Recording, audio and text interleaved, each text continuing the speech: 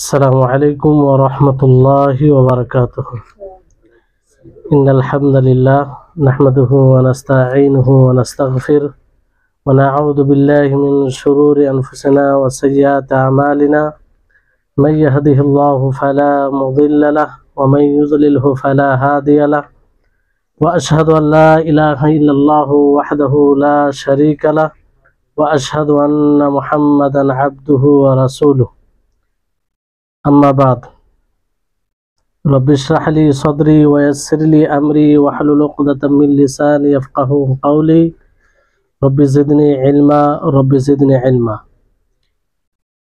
সম্মানিত আজকের এই দৈনন্দিন ক্লাসে উপস্থিত সুপ্রিয় ভাই সকল, প্রশংসা মাত্রই সেই মহান আল্লাহ তাবারক ওয়া তাআলার জন্য, যিনি আমাদের সকলকে তার দ্বীনের সম্পর্কে জ্ঞান অর্জন করার উদ্দেশ্যে এখানে একত্রিত হওয়ার তৌফিক দিয়েছেন।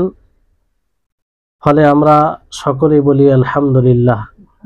তারপরে আমাদের সকলের প্রাণ প্রিয় নবী করিম মুহাম্মদ মুস্তাফা সাল্লাল্লাহু আলাইহি ওয়াসাল্লাম, ওনার উপরে অসংখ্য শান্তি ধারা বর্ষিত হোক, যার মাধ্যমে আমরা আল্লাহ তাবারক ওয়া তাআলার প্রদত্ত দ্বীনকে জানতে সক্ষম হয়েছি। আমরা সকলেই তার উপরে দরুদ পাঠ করি, আল্লাহুম্মা সাল্লি আলাইহি আল্লাহুম্মা বারিক আলাইহি। সম্মানিত উপস্থিতিগণ, আপনারা জানেন যে আজকে শনিবার রাসূলের হাদিস নিয়ে আমরা আলোচনা করে থাকি, ক্লাস করে থাকি। আর এই হাদিসের আমরা আরবাঈন আন-নাওয়ী, ইমাম নাওয়ী রাহিমাহুল্লাহ যে 40টি হাদিস একত্রিত করেছেন, যে 40টি হাদিস ইসলামের মৌলিক বিষয়গুলোকে তুলে ধরেছে, সেই 40টি হাদিস আমরা আরম্ভ করেছি বিগত সপ্তাহে। আজকে প্রায় 8 নম্বর দর্স, 8 নম্বর পর্ব বলতে পারেন। আর আজকের ক্লাসে আমরা ইনশাআল্লাহ এই বইয়ের তৃতীয় হাদিসটি পড়ব। হাদিসটি হচ্ছে আন আবি আব্দুর রহমান আব্দুল্লাহ ইবনে উমর ইবনুল খাত্তাব রাদিয়াল্লাহু আনহুমা قال سمعت النبي صلى الله عليه وسلم يقول بني الإسلام على 5 شهادة أن لا إله إلا الله وأن محمد رسول الله وإقام الصلاة وإيتاء الزكاة وحج البيت وصوم رمضان رواه البخاري ومسلم। এই হাদিসের বর্ণনাকারী হচ্ছে আবু আব্দুর রহমান আব্দুল্লাহ ইবনে ওমর রাদিয়াল্লাহু তাআলা আনহুর ছেলে আব্দুল্লাহ ইবনে ওমর, আব্দুল্লাহ। আর আব্দুল্লাহ ইবনে ওমর ওনার কুনিয়ত উপনাম আবু আব্দুর রহমান, যেটা হাদিসে রয়েছে। ইনি জন্মগ্রহণ করেন 11 হিজরিতে, আর মক্কাতেই তিনি জন্মগ্রহণ করেন, আর ওয়াফাত মৃত্যু বরণ করেন মক্কাতে। ইনি খান্দাক যুদ্ধে, আহজাব যুদ্ধে অংশগ্রহণ করেন। যখন তিনি 15 বছরের হন, তিনি একজন ফাকিহ ছিলেন। ফিকহ সম্পর্কে, ইসলামিক যে মাসলা মাসাইল সম্পর্কে অধিক জ্ঞানী ছিলেন। ফাকিহ তাকেই বলা হয়। মুসলিমদের মধ্যে, ফকাহদের মধ্যে সেই সময় যে ফাকিহগণ ছিলেন তাদের মধ্যে অন্যতম একজন ছিলেন সাহাবাদের মধ্যে। তো ইনার জীবনী তুলে ধরতে গেলে অনেক সময়ের প্রয়োজন। আসলে এখানে উদ্দেশ্য সেটা নয়। সংক্ষিপ্ত পরিচয় আমরা জানলাম যে ইনি ওমর রাদিয়াল্লাহু তাআলা আনহুর ছেলে আব্দুল্লাহ ইবনে ওমর, যার নাম আপনারা বারবার শুনে থাকেন। আর ইনি অধিক জ্ঞানী ছিলেন। তো উনি বলছেন, আব্দুল্লাহ ইবনে ওমর, যে আমি রাসূল সাল্লাল্লাহু আলাইহি সাল্লামকে বলতে শুনেছি, বুনিয়াল ইসলামু আলা 5। এই হাদিসটি আপনারা বারবার শুনেছেন যে ইসলামের ভিত্তি স্থাপন করা হয়েছে 5টি জিনিসের উপরে। কয়টি জিনিসের উপরে? 5টি জিনিসের উপরে। অনেক ওলামায়ে কেরাম আলা 5 দাইম বলেছেন, আরকান বলেছেন, যে ইসলাম 5টি স্তম্ভের উপরে এই ইসলাম ইসলামের ভিত্তি স্থাপন করা হয়েছে। তার মধ্যে প্রথম হচ্ছে শাহাদাতে আল্লাহ ইলাহা ইল্লাল্লাহ ওয়া আন্না মুহাম্মাদার রাসূলুল্লাহ, যে এই কথা সাক্ষ্য প্রদান করা যে আল্লাহ ছাড়া সত্য কোনো মাবুদ নেই, আর মুহাম্মদ সাল্লাল্লাহু আলাইহি সাল্লাম আল্লাহর রাসূল। দ্বিতীয় হচ্ছে ওয়া ইকামিস সালাহ, সালাত প্রতিষ্ঠিত করা।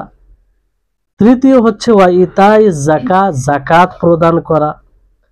চতুর্থ হচ্ছে ওয়া হাজ্জিল বাইত, বাইতুল্লাহর হজ সম্পাদন করা। পঞ্চম হচ্ছে ওয়া সাওমে রমজান, রমজান মাসে সিয়াম সাধনা করা। এখানে একটা প্রশ্ন জাগছে যে এর পূর্বে আমরা যে হাদিসে জিবরিল পড়েছিলাম, যে হাদিসে জিবরিলকে উম্মুস সুন্নাহ বলা হয়, সেখানে অনেক বিষয় তুলে ধরা হয়েছে। সেখানে ইসলাম কাকে বলে সেটাও উল্লেখ করা হয়েছে। যেমন যখন জিবরিল আলাইহিস সালাম নবী সাল্লাল্লাহু আলাইহি সাল্লামকে বলেন যে ইয়া মুহাম্মদ আখবিরনি আনিল ইসলাম, যে হে মুহাম্মদ আপনি আমাকে ইসলাম সম্পর্কে বলুন, ইসলাম সম্পর্কে জানান। তো আল্লাহর রাসূল সাল্লাল্লাহু আলাইহি সাল্লাম কি বলেছিলেন? আল ইসলাম আন তাশহাদা লা ইলাহা ইল্লাল্লাহ ওয়া তুকিমাস সালাহ, আন তাশহাদা লা ইলাহা ইল্লাল্লাহ ওয়া আন্না মুহাম্মাদার রাসূলুল্লাহ ওয়া তুকিমাস সালাহ ওয়া তুতিয়াজ যাকাত। এখানেও এই পাঁচটি জিনিসের কথা বলা হয়েছে হাদিসে জিবরিলেও। এখানে যে পাঁচটি জিনিসের কথা, স্তম্ভের কথা বলা হয়েছে, সেই পাঁচটি বিষয় সেখানেও বলা হয়েছে। তো আবার তিনি এই হাদিসকে কেন নিয়ে এলেন? সেই হাদিসে তো বলা হয়েছে যথেষ্ট ছিল। আর যেহেতু এই বইয়ে মাত্র 40টি হাদিস রয়েছে, আর 40টি হাদিস মৌলিক বিষয় যে হাদিসগুলিতে বলা হয়েছে সেগুলি নিয়ে এসেছে। তো এর উত্তর এটা বলা যেতে পারে যে উনি আরো সুস্পষ্ট করার জন্য যে ইসলামের খুঁটি, ইসলামের রুকুন, ইসলামের স্তম্ভ পাঁচটি, মানে এটাকে আরো ক্লিয়ার করার জন্য, মানে যেহেতু সেই হাদিসে, পূর্বের হাদিসে জিবরিল আলাইহিস সালাম নবী সাল্লাল্লাহু আলাইহি সাল্লামকে জিজ্ঞাসা করেছিলেন যে আখবিরনি আনিল ইসলাম, যে ইসলাম সম্পর্কে বলুন। তো সেখানে আল্লাহ নবী ইসলাম সম্পর্কে বলতে গিয়ে পাঁচটি জিনিসেরই কথা বলেন। তো যাতে হাদিস পাঠক এটা ভেবে না নেই যে ইসলাম বলতে এই পাঁচটি জিনিস, বুঝতে পারলেন? যে ইসলাম বলতে শাহাদাত, সাক্ষ্য প্রদান করা আল্লাহ তাবারক ওয়া তাআলা যে তিনি এক অদ্বিতীয়, এবং রাসূল সাল্লাল্লাহু আলাইহি ওয়াসাল্লাম আল্লাহর রাসূল, তাই তারপরে সালাত প্রতিষ্ঠিত করা, যাকাত দেওয়া, রমজান মাসের হজ পালন করা, রমজান মাসের সিয়াম সাধনা করা, এবং বাইতুল্লাহর হজ সম্পাদন করা। তো এই পাঁচটিকেই যেন পুরো ইসলাম না ভেবে নেয়, এই জন্য আরেকটি হাদিস নিয়ে এসে তিনি স্পষ্ট করলেন যে এই পাঁচটি জিনিস হচ্ছে ইসলামের স্তম্ভ, ইসলামের স্তম্ভ, ইসলামের খুঁটি। আরকানুল ইসলাম বলা হয়। আরকান রুকুনের বহু বচন। রুকুন বলা হয় যার উপরে কোনো জিনিস নির্ভর করে, যার উপরে কোনো জিনিস নির্ভর করে তাকে রুকুন বলা হয়। তো এই পাঁচটি জিনিসের উপরে আমাদের ইসলাম নির্ভর করে, আমাদের ইসলাম কি করে? নির্ভর করে। তো এই জন্য ইমাম নববী রাহিমাহুল্লাহ এই হাদিসটিকে আবার নিয়ে এসেছেন, বুঝতে পারলেন? তারপরে এখানে বিষয়টি হচ্ছে যে পাঁচটি স্তম্ভের কথা বলা হয়েছে। প্রথম স্তম্ভ কি? যে এই কথা সাক্ষ্য প্রদান করা যে আল্লাহ ছাড়া সত্য কোনো মাবুদ নেই এবং মুহাম্মদ সাল্লাল্লাহু আলাইহি ওয়াসাল্লাম আল্লাহর রাসূল। তো এই স্তম্ভের বিষয় হচ্ছে, এই রুকুনের বিষয় হচ্ছে যে এই ব্যাপারে যেই অস্বীকার করবে সে কাফির হয়ে যাবে। সে কি হবে? কাফির হয়ে যাবে। যার মধ্যে শাহাদাতাইন থাকবে না, অর্থাৎ এই কথা সাক্ষ্য প্রদান করবে না যে আল্লাহ তাআলা এক অদ্বিতীয়, তিনি ছাড়া সত্য কোনো মাবুদ নেই, আর মুহাম্মদ সাল্লাল্লাহু আলাইহি ওয়াসাল্লাম আল্লাহর রাসূল, এই দুটি সাক্ষ্য প্রদানে যদি ত্রুটি থাকে সে মুসলিম থাকবে না, এতে কোনো সন্দেহ নাই। সমস্ত উলামায়ে কেরাম বলেছেন এই দুটি শাহাদাত যদি না থাকে কোনো বান্দার মধ্যে তাহলে সে মুসলিম হতে পারে না, অথবা দুটির মধ্যে কোনো একটি থাকে, একটি না থাকে, তারপরেও সে মুসলিম হবে না। দুটিই জরুরি। যেখানে আল্লাহ তাবারক ওয়া তাআলার ব্যাপারে সাক্ষ্য প্রদান করা যে তিনি এক অদ্বিতীয়, তিনি ছাড়া সত্য কোনো মাবুদ নেই, অনুরূপ ভাবে মুহাম্মদ সাল্লাল্লাহু আলাইহি ওয়াসাল্লাম আল্লাহর রাসূল, এটাও জরুরি, বুঝতে পারলেন? এখানে কোনো সন্দেহ নেই। যদি কেউ শাহাদাতানকে হারিয়ে দেয় তাহলে সে ইসলামকে হারাবে, এতে কোনো সন্দেহ নেই। বিষয় আসছে পরের বিষয়ে, যে সালাত প্রতিষ্ঠিত করা। সালাতের বিষয়ে কি? সালাতের বিষয়ে যদি সালাতের কেউ অস্বীকার করে যে সালাত আল্লাহ তাআলা ফরজ করেনি, কিংবা সালাত পড়া জরুরি নয়, নামাজ পড়া জরুরি নয়, কোনো ব্যক্তি যদি এই ধারণা রাখে কিংবা এই কথা বলে, তাহলে সে ইসলাম থেকে বের হয়ে যাবে। সে কি হবে? ইসলাম থেকে বের হয়ে যাবে। আর যদি অলসতার কারণে কখনো পড়ে কখনো ছাড়ে, তো এতে ওলামায়ে কেরামগণ দ্বিমত করেছেন। অনেক ওলামা বলেছেন যে সে কাফের হয়ে যাবে। অলসতার কারণে যদি সালাত ছেড়ে দেয় তাহলে সে কি হবে? কাফের হয়ে যাবে। আর অনেক ওলামায়ে কেরাম বলেছেন যে না, এখানে কাফের হবে না, তবে বড় গুনাহগার হবে। তাহলে এখানে একটা বিষয় চিন্তা করতে হবে যে সালাতের বিষয়টি কত গুরুত্বপূর্ণ, যে ওলামায়ে কেরাম অলসতার কারণে যারা ছাড়ে তাদেরকেও কাফের বলেছেন। আর কাফের এমনিতেই বলে দেননি ওনারা, বরং দলিলের ভিত্তিতে। তাহলে এখান থেকে এই সালাতের বিষয়টি কত জটিল, নামাজের বিষয় আমরা এখানে বুঝতে পারি, তাই না?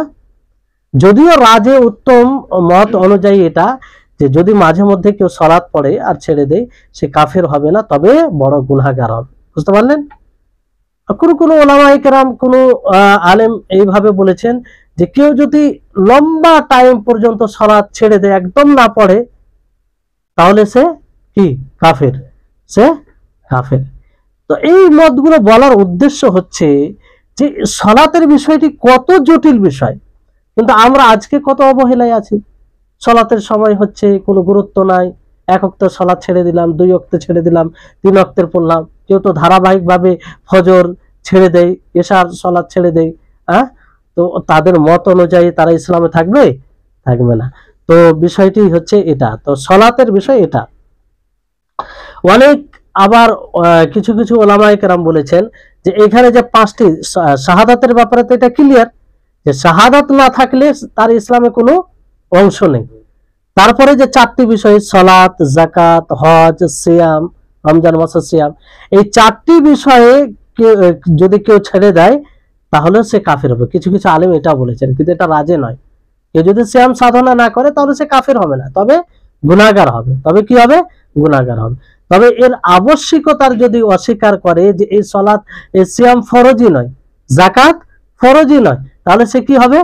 কাফের হয়ে যাবে। বুঝতে পারলেন? তাহলে এখানে বিষয়টি হচ্ছে যে এখানে 5টি যে স্তম্ভের কথা বলা হয়েছে, আর ধারাবাহিকভাবে বলেছেন। প্রথমে দেখেন শাহাদাতের কথা আল্লাহ নবী বলেছেন, শাহাদাতের কথা, যে সাক্ষ্য প্রদান করা। আর এটা কিসের?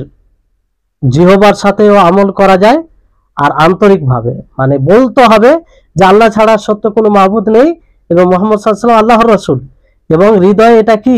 বিশ্বাস রাখতে হবে, এই আকীদা পোষণ করতে হবে। বুঝতে পারলেন? আর শাহাদাতে এর পূর্ব আলোচনা করেছি যে 3টি বিষয় জরুরি। এক, আপনি যে জিনিসের সাক্ষ্য প্রদান করবেন সেই জিনিস সম্পর্কে জ্ঞান অর্জন করা, সেই জিনিস সম্পর্কে আপনাকে জানতে হবে যে কিসের সাক্ষ্য প্রদান করছেন। আপনি যে বললেন যে আল্লাহ ছাড়া সত্য কোনো মাবুদ নেই, এটার অর্থ কি? এটা বলতে কি বুঝায়? এই বিষয়টা আমাদেরকে জানতে হবে। জানার পরে সাক্ষ্য প্রদান যখন করব তখন এটা সঠিক হবে। বুঝতে পারলেন? তারপরে এটা মুখে উচ্চারণ করতে হবে। কি করতে হবে? মুখে উচ্চারণ করতে হবে, মানে বলতে হবে। তৃতীয় হচ্ছে যে হৃদয়ে বিশ্বাস রাখতে হবে। শাহাদাতে 3টি বিষয় আসবে। কয়টি বিষয়? 3টি বিষয়। একটা হচ্ছে যে জিনিসের সাক্ষ্য প্রদান করছি সেই জিনিস সম্পর্কে আমাদের জ্ঞান থাকতে হবে। দ্বিতীয় হচ্ছে মুখে উচ্চারণ করতে হবে। তৃতীয় হচ্ছে বিশ্বাস রাখতে হবে অন্তরে। বুঝতে পারলেন? তো সালাত প্রতিষ্ঠিত করা, এটা কি শারীরিক ইবাদত না আর্থিক ইবাদত? এটা শারীরিক ইবাদত। শারীরিক পরিশ্রম আছে না এতে? শারীরিক পরিশ্রম আছে। আর যাকাত এটা কোন ইবাদত? আর্থিক ইবাদত, কারণ মাল খরচ করতে হয় এখানে। এটা শারীরিক ইবাদত নয়। বুঝতে পারলেন? আর রমজান মাসের সিয়াম, এটাও শারীরিক ইবাদত, কিন্তু এটাকে পরে বর্ণনা কেন করা হয়েছে? বিভিন্ন কারণ হতে পারে, কিন্তু রমজান মাসে সিয়াম পালন করা এটাও শারীরিক ইবাদত, আর সালাত আদায় করা, সালাত প্রতিষ্ঠিত করা এটাও শারীরিক ইবাদত। সালাত এর মধ্যে শুধু কর্ম রয়েছে, ফেল, আর সিয়ামের মধ্যেও কর্ম রয়েছে, কিন্তু সিয়ামে কি বিরত থাকা এবং প্রত্যাখ্যান করা এই বিষয়টি বেশি রয়েছে, যে আপনি সকাল থেকে ফজর থেকে নিয়ে সূর্য অস্তমিত হওয়া পর্যন্ত খাবার ও পানাহার থেকে বিরত থাকবেন। কি থাকবেন? বিরত থাকবেন। এবং কেউ খাবারের জিনিস দিলে আপনি প্রত্যাখ্যান করবেন। তো এই বিষয়টি বেশি থাকে, আর এটা কঠিন হয়। এটা কি কঠিন হয়? কোন জিনিস করার তুলনায় কোন জিনিসকে ছেড়ে দেওয়া এটা কঠিন হয়। বুঝতে পারলেন?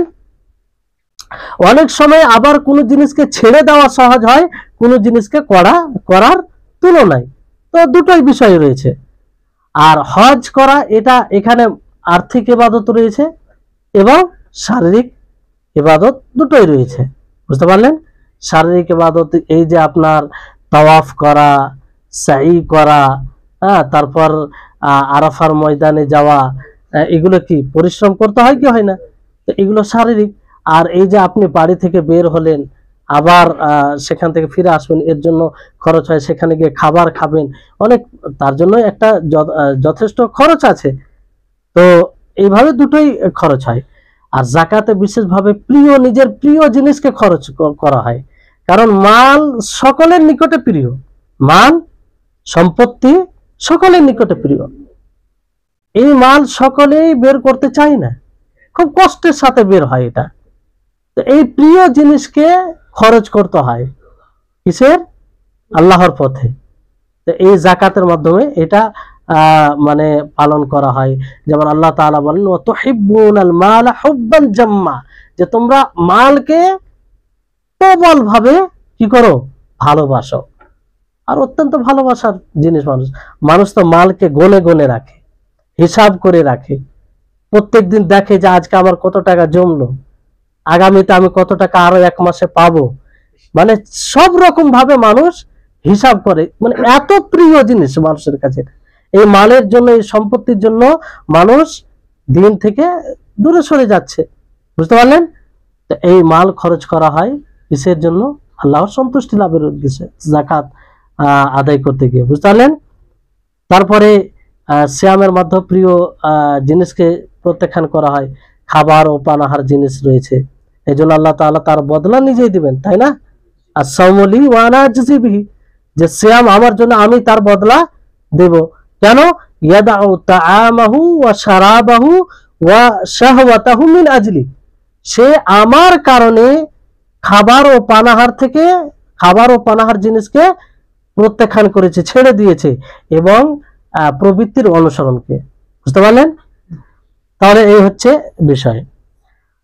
তো এই সবগুলি হচ্ছে আল্লাহ তাবারক ওয়া তাআলার একটা পরীক্ষা। এই সবগুলো কি? আল্লাহ তাবারক ওয়া তাআলার একটা পরীক্ষা। আর্থিক ইবাদত, শারীরিক ইবাদত এবং কোন ইবাদতে দুটোই রয়েছে, সবগুলো আমাদেরকে পালন করতে হবে। আর এটা এই পাঁচটি জিনিস ইসলামের স্তম্ভ। এই পাঁচটি জিনিসকে যত মজবুত ভাবে আমরা আমল করতে পারবো, ততই আমাদের ইসলাম মজবুত হবে, কারণ এগুলো ইসলামের স্তম্ভ। বুঝতে পারলেন? এবারে আরেকটি হাদিস, যেহেতু সময় আছে, পরের হাদিসটি শুরু করি। এই হাদিসটি খুবই গুরুত্বপূর্ণ, মনোযোগ দিয়ে শুনবেন, আশা করি আপনারা উপকৃত হবেন। হাদিসটি হচ্ছে মানুষের সৃষ্টি নিয়ে, হাদিসের রাবি হচ্ছে আব্দুল্লাহ ইবনে মাসউদ। হাদিসটি আগে আপনাদের নিকটে পড়ছি। عن عبد الله بن مسعود رضي الله تعالى عنه قال حدثنا رسول الله صلى الله عليه وسلم وهو الصادق المصدوق إن أحدكم يجمع خلقه في بطن أمه 40 يوما نطفة ثم يكون علقة مثل ذلك ثم يكون مضغة مثل ذلك ثم يرسل إليه الملك فينفخ فيه الروح ويؤمر ب4 كلمات بكتب رزقه وأجله وعمله وشقي أو سعيد। আরো হাদিস আছে, বুঝলেন? আজকে যতটুকু আপনাদের সামনে ব্যাখ্যা করা সম্ভব ততটুকু পড়লাম, তারপরও এটুকু হবে কিনা দেখা যাক।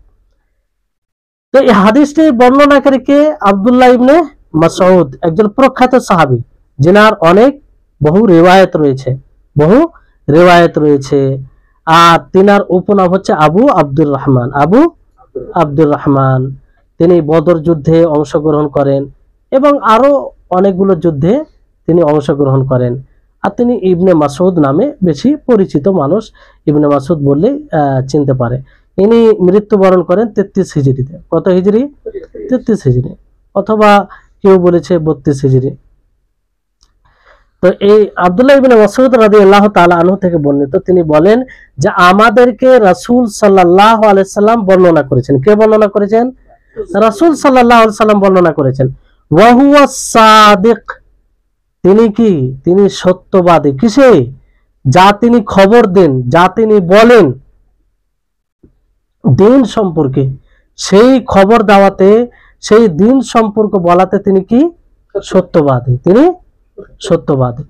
আল মাসদুক মানে যা, যে সম্পর্কে তিনি বলেন সেই বিষয়টাও সত্য, মানে তিনি খবর দেওয়াতে সত্য, এবং যে বিষয়টি বলেন, যে বার্তা আমাদের নিকটে রাসূল সাল্লাল্লাহু আলাইহি সাল্লাম নিয়ে এসেছেন আল্লাহর পক্ষ থেকে, সেটাও সত্য।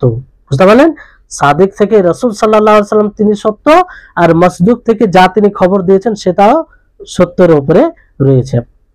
তারপরে বলা হচ্ছে ইন্না আহাদাকুম ইউজমাউ খালকুহু ফি বাতনি উম্মিহি 40 ইয়াওমান নুতফাতান, যে তোমাদের মধ্যে, আদম সন্তানের মধ্যে কারো সৃষ্টির উৎপাদনকে কি করা হয়?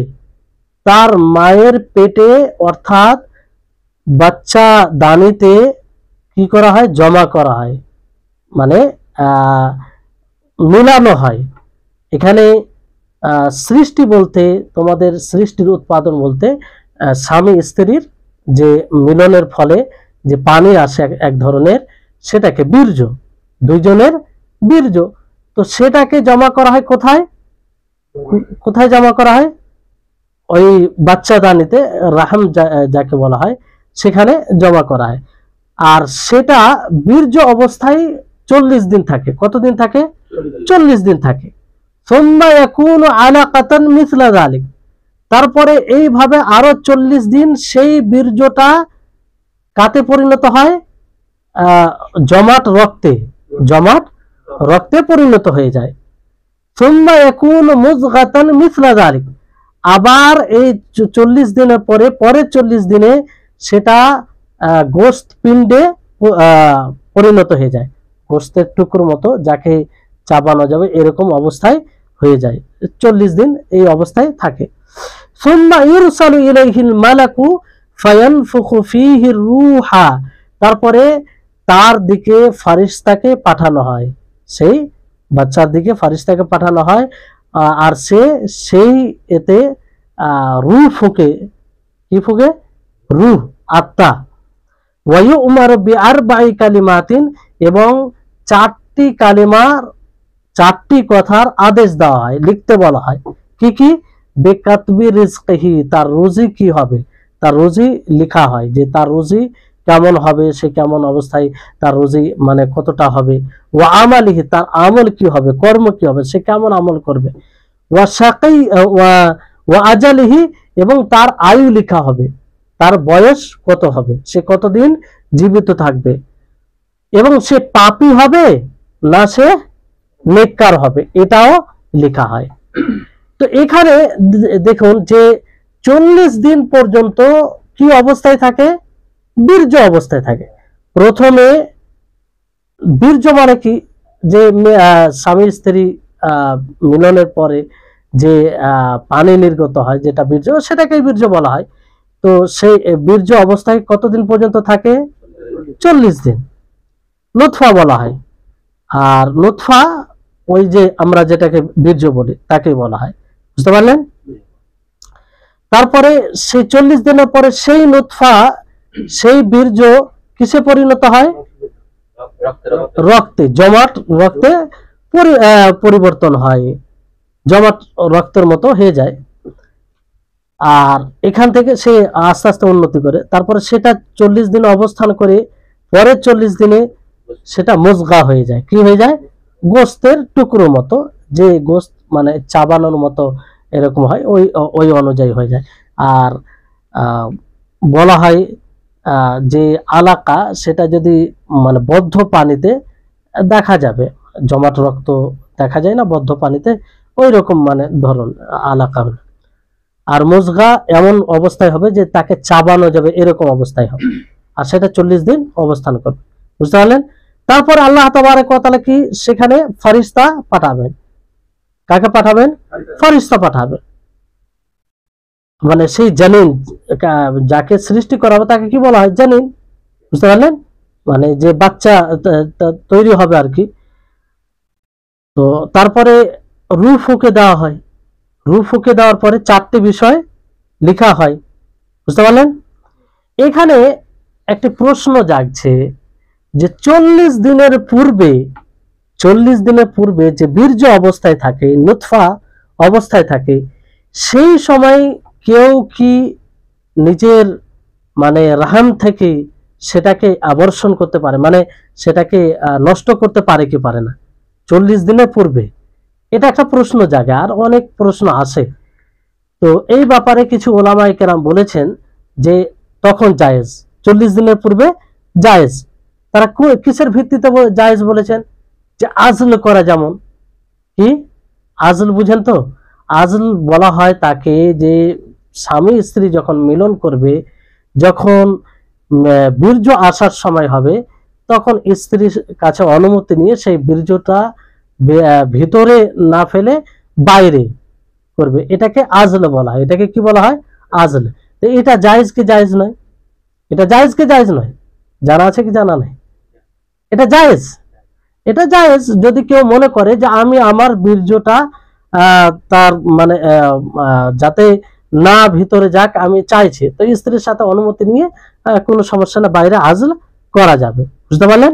এটা জায়েজ।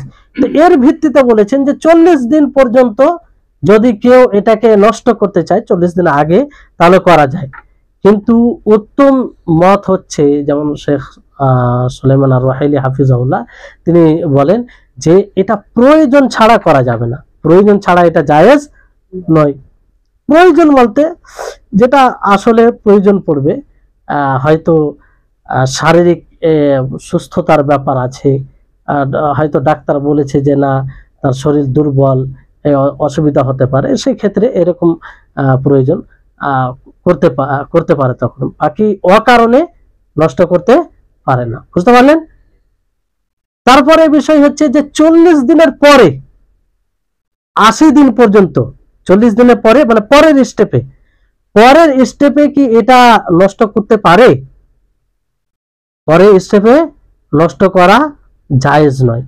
কিন্তু অত্যন্ত যদি জরুরি হয়ে যায়, একদম ধরেন যে কেউ মানে হালাক হয়ে যাবে, কিংবা এরকম খুব মানে জটিল অবস্থা আছে, তার শরীর সাথ দিবে না, এরকম ডাক্তারের মানে মেডিকেল ডিপার্টমেন্টে এটা মানে তাকে চিকিৎসা করতে গিয়ে এটা রিপোর্ট বের হয়েছে, এরকম কিছু বিষয় থাকে, তাহলে আলাদা বিষয়। বুঝতে পারলেন?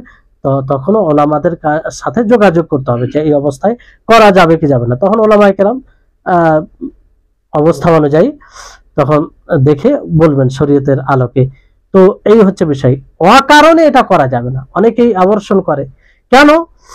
এতে ক্ষতি আছে। এতে যখন আবর্ষণ করা হবে, যার আবর্ষণ করা হবে তার অনেক ক্ষতি আছে, এমনকি তার জানও চলে যায়, অনেক মহিলা জান চলে যায় আবর্ষণ করতে গিয়ে, এত রক্ত যায়, তারপর খুব কষ্ট হয়।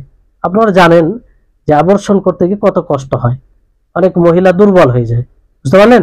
তো এই কারণে শরীয়ত চায় না যে কারো ক্ষতি হোক। আমাদেরকে যে জান দিয়েছে, শরীর দিয়েছে, এটা তো আমানত। আমরা ইচ্ছা করলে কি নিজের ইচ্ছাকৃতভাবে নিজের ক্ষতি করতে পারি না। তো এই জন্য এটা জায়েজ না। তবে যে অত্যন্ত জরুরি হয়ে গেলে আলাদা বিষয়। বুঝতে পারলেন? তারপরে এখানে আরেকটি বিষয় আছে যে ধরেন 80 দিন হয়ে গেল, 80 দিন হয়ে গেল, তারপরে যদি সেই জানিন যেটা মানে লুৎফা ছিল, বীর্য ছিল, তারপর আলাকা হয়েছে, হ্যাঁ, তারপর মুজগা হয়েছে, তো এটা একটা মানে গোস্তের একটা টুকরোর মতো হয়েছে, তো সেটা যদি রক্ত আকারে বের হয়ে যায়, রক্ত আকারে ব্লাড আকারে বের হয়, তো সেই ব্লাডটা কোন ব্লাড আপনি মনে করবেন? বাচ্চা ভূমিষ্ঠ হওয়ার পরে যে ব্লাডটা আসে তার মধ্যে গণ্য করবেন, না স্বাভাবিক ব্লাড গণ্য করবেন? এটা একটা জটিল বিষয়, কিংবা বারবার মানুষের সম্মুখীন হয়। অনেক সময় 80 দিন পরে নষ্ট হয়ে যায়, তো ব্লাড আসে, আসে কি আসে না, তখন এটা মুশকিলে পড়ে যায়, এটা কোন ব্লাড, এটা কোন ব্লাড। কারণ যদি বাচ্চা ভূমিষ্ঠ হওয়ার পর যে ব্লাডটা আসে সেটা গণ্য করা হয়, তাহলে তার বিধান আলাদা হবে। আর স্বাভাবিক ব্লাড যদি মনে করা হয় তার বিধান আলাদা হবে। বুঝতে পারলেন? তো এটা মানে ওলামাদের বিভিন্ন মত রয়েছে, তার মধ্যে উত্তম যেটা হচ্ছে যে সেটাকে নেফাস অর্থাৎ বাচ্চা ভূমিষ্ঠ হওয়ার পর যে ব্লাডটা আসে সেই ব্লাডের মধ্যে গণ্য করা হবে। তার মানে সে সালাত সিয়াম থেকে বিরত থাকবে, সালাত সিয়াম থেকে বিরত থাকবে। বুঝতে পারলেন? আর এটাকে বেলাদা বলা হবে না, এটাকে বাচ্চা ভূমিষ্ঠ বলা যাবে না। বুঝতে পারলেন? এবার এখানে বিষয় আরেকটি আছে যে যখন তাদের তো হাদিসে শুনলেন না যে 4টি জিনিস লিখতে বলা হয়, তার মৃত্যু কবে হবে, মানে তার আয়ু কত হবে, তার রোজে কি হবে, তার আমল কি হবে, এবং সে পাপী হবে না নেককার হবে, এই 4টি বিষয় লেখা হয় কি হয় না? তো এই 4টি বিষয় কখন লেখা হয়? এই 4টি বিষয় কখন লেখা হয়? স্বাভাবিকভাবে এই হাদিসটি আপনারা শুনে এটা হয়তো আপনারা বুঝতে পেরেছেন যে যখন রূহ ফোঁকা হয় তখন লেখা হয়। কিন্তু এছাড়া আরো হাদিস আছে, এছাড়া আরো হাদিস আছে, বিশুদ্ধ হাদিস, সেই হাদিসগুলো সঠিক হাদিস, যে হাদিসগুলো দ্বারা এটা প্রমাণিত হয় যে যখন জানিন 41 দিনের হয় অথবা 40 দিনের হয়, কিংবা না 41 বলছে 40 অথবা 42 দিনের হয়, তখন লেখা হয়। তখন কি হয়? লেখা হয়। কারণ তখন বলে যখন নুতফা হয়ে যায় তখন ফারিস্তা বলে ইয়া রব্বি নুতফা। হ্যাঁ, যখন আলাকা হয়ে যায় তখন তারা ফারিস্তা বলে আল্লাহকে ইয়া রব্বি আলাকা। তো এইভাবে আল্লাহ তাআলাকে বলে। তো এক কথায় সেই সময় মানে কিছু হাদিস দ্বারা এটা প্রমাণিত হয় যে সেই সময় লেখা হয়, সেই সময় লেখা হয়। কারণ ফারিস্তা আল্লাহ তাআলাকে জিজ্ঞাসা করে, আর এই 4টি বিষয় সম্পর্কে জিজ্ঞাসা করে, তখন আল্লাহ তাআলা কি করেন? তাদেরকে এই 4টি বিষয় সম্পর্কে বলে দেওয়া হয়। মানে এই ব্যাপারে ওলামায়ে কেরামদের লম্বা চওড়া আপনি কথা পাবেন। তবে যেটা শর্টকাটে বলি, মানে সংক্ষিপ্ত ভাবে, শেখ সুলাইমান আর রাহিলি হাফিজাহুল্লাহ তিনিও এই কথা, তার কথাই আমি নকল করছি, যে তিনি বলছেন যে একটা মানে কিতাবা 2 ধরনের হয়, লেখা 2 ধরনের হয়। প্রথম যেটা লেখা হয় সেটা যখন জানিন 40 দিন অথবা 42 দিনের হয়, তখন ফারিস্তা আল্লাহ তাআলাকে জিজ্ঞাসা করে এই 4টি বিষয় সম্পর্কে। আল্লাহ তাআলা তাদেরকে সেই 4টি বিষয় সম্পর্কে খবর দেন, কি দেন? তাদেরকে জানান। তো তারা তখন এটাকে লিখে, এই লেখাটা কার জন্য? তারা নিজের জন্য লিখে। কাদের জন্য? নিজের জন্য। বুঝতে পারলেন কথাটা? কথা বুঝতে পারছেন যে নিজের জন্য এটা লিখেন। তারপরে যখন 120 দিন হয়ে যায়, কতদিন? 120 দিন, প্রায় 4 মাস যখন হয়ে যায়, তখন আরেক ধরনের লেখা হয়। সেটা কি? আর এই লেখা হয় কার জন্য? জানিনের ক্ষেত্রে, ওই বাচ্চার ক্ষেত্রে লেখা হয়। তাহলে প্রথম লেখাটা ফারিস্তার ক্ষেত্রে, যে ফারিস্তা নোট করে রাখবে যে এই ছেলের ক্ষেত্রে এটা এটা এটা হবে। আর যখন 120 দিন হয়ে যায় তখন কি লিখে? যে এই জানিনের, তখন ওটাই যেটা আল্লাহ তাআলা পূর্বে খবর দিয়েছিল সেটাই বাচ্চার জন্য লিখে। পার্থক্যটা বুঝতে পারলেন? তাহলে এইভাবে 2 রকম হাদিসই একত্রিত হয়ে যায়, এক অপরের সংঘর্ষ নয়। বুঝতে পারছেন আমার কথা? তো এই হচ্ছে বিষয়। তারপরে এখানে বিষয় আছে যে সেই আরেকটি প্রশ্ন, যে রূহ কখন ফোঁকা হয়, রূহ আত্মা কখন দেওয়া হয়? তা আমরা হাদিস দ্বারা, যে হাদিসটি আমরা পড়লাম সেই হাদিস দ্বারা স্পষ্ট যে 120 দিন হলে রূহ ফুঁকে দেওয়া হয়, তাই না? কিন্তু আবার এই ব্যাপারে অন্য হাদিস, বিশুদ্ধ হাদিস আছে যেখান থেকে এটা স্পষ্ট হয় যে 40 দিনে অথবা 42 দিনে, 40 দিনে অথবা 42 দিনে। তো এই ব্যাপারে যেটা মানে উত্তম কথা হচ্ছে এটা যে 40 দিনে অথবা 42 দিনে সেই বাচ্চার জেনিনের একটা সূরত দেওয়া হয়। কি দেওয়া হয়? সূরত, মানে সে কিভাবে হবে, কি তার মানে একটা সূরত দেওয়া হয়, বুঝতে পারলেন? 40 দিনে অথবা 42 দিনে। আর যখন 80 দিন ক্রস করে যায়, অতিক্রম করে যায়, তখন যেই সূরতটা আল্লাহ তাআলা দিয়েছেন সেই সূরতের উপরে তাকে সৃষ্টি করা হয়। কি করা হয়? সৃষ্টি করা হয়। আর এটা কখন পূর্ণ হয়? যখন 4 মাস হয়, যখন 4 মাস হয়, অর্থাৎ 120 দিন হয়, 120 দিন হয়, বুঝতে পারলেন? তাহলে এইভাবে এটা স্পষ্ট হয়ে যাচ্ছে। তো এর ভিত্তিতে আমরা বলতে পারি, কিন্তু এর ভিত্তিতে বলা যায় যে, আর ওলামায়ে কেরাম বলেছেন এর ভিত্তিতে যে যখন 1 মাস 120 দিন হয়ে যায় তখন রূহ ফোঁকা হয়। তখন কি হয়? রূহ ফোঁকা হয়। এটাই হচ্ছে উত্তম কওয়ার, এটা উত্তম মত, এটা বুঝতে পারলেন? এর পূর্বে বাচ্চা নড়ে পেটে, বাচ্চা নড়ে কি নড়ে না? এর পূর্বে নড়ে। তো বাচ্চার নড়ার মানে এটা নয় যে তাকে কি দেওয়া হয়েছে? জান দিয়ে দেওয়া হয়েছে, আত্মা দিয়ে দেওয়া হয়েছে। হ্যাঁ, এটা এর মানে মানে আত্মা তখনই দেওয়া হয় যখন 4 মাস হয়, যখন 4 মাস হয়, অর্থাৎ 120 দিন হয়, 120 দিন হয়, বুঝতে পারলেন? তাহলে এখানে এই বিষয়গুলো আশা করি বুঝতে পেরেছেন। তো 4টি বিষয় কি কি লিখতে বলা হয়? একটা তার রুজি সম্পর্কে লিখতে বলা হয়, আর তার বয়স সম্পর্কে, আয়ু সম্পর্কে লিখতে বলা হয়। তারপরে তারপরে তার আমল সম্পর্কে লিখতে বলা হয়। সে পাপী হবে, ভালো হবে না মন্দ হবে, সে সম্পর্কে লিখতে বলা হয়। এখানে রিজক বলতে কি? রুজি বলতে যে রুজি দ্বারা মানুষ উপকৃত হয়। আমরা দেখেন, রুজি বলতে যেটা ভক্ষণ করি সেটাকেই ভাবি। রুজি এটাও আসবে, আপনি যে জ্ঞানটুকু পেয়েছেন এটাও আল্লাহর রুজি, এটাও আল্লাহর কি? আল্লাহ তাআলা দিয়েছেন কি দেননি? এটা এই জন্য কোনো ব্যক্তি যদি জ্ঞানী হয় আর তার উপকারী জ্ঞান হয়, যে জ্ঞান দ্বারা সে দুনিয়াতে ভালো আমল করে, আর সে আর্থিক দিক দিয়ে দুর্বল থাকে, তো সে যেন এটা না ভাবে যে আমার রুজিটা সংকীর্ণ হয়ে গেছে। না, সে বেশি ধনী, কারণ যে জিনিসটা তার আখেরাতে কাজে আসবে সেটা আল্লাহ তাআলা তাকে দিয়েছে, সেটা আল্লাহ তাআলা তাকে দিয়েছে। তো এটা হচ্ছে সবচেয়ে বড় রুজি। তো রুজির ব্যাখ্যা আমরা না জানার কারণে শুধু এটাই মনে করি যে 3 টাইম আমরা ভালোভাবে খেলে আল্লাহ তাআলা রুজি দিয়েছেন। জি না, আপনি ভালো আছেন, সুস্থ শরীর আছেন, এটাও এক প্রকার রুজি, তাই না? এটাও আল্লাহ তাআলা এক প্রকার দেন আল্লাহ তাআলা।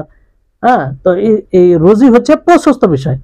তো এখানে বলা যেতে পারে যে রুজি দুই প্রকারের। কয় প্রকারের? 2 প্রকারের।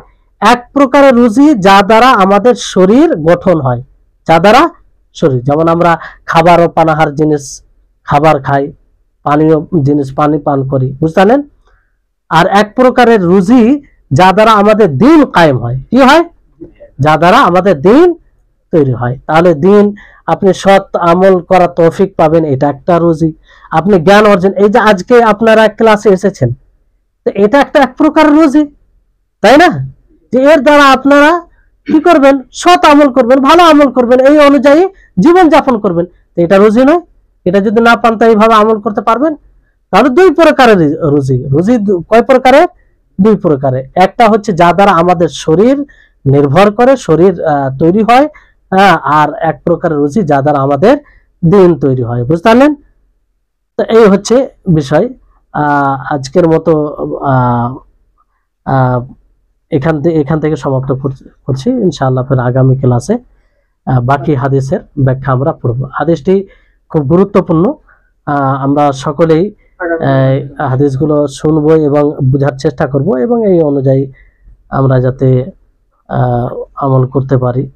আল্লাহ তাবারক ওয়া তাআলা আমাদের সকলকে যেন প্রকৃত জ্ঞান, উপকারী জ্ঞান দেয়, যে জ্ঞান দ্বারা আমরা দুনিয়াতে এবং আখিরাতে লাভবান হই।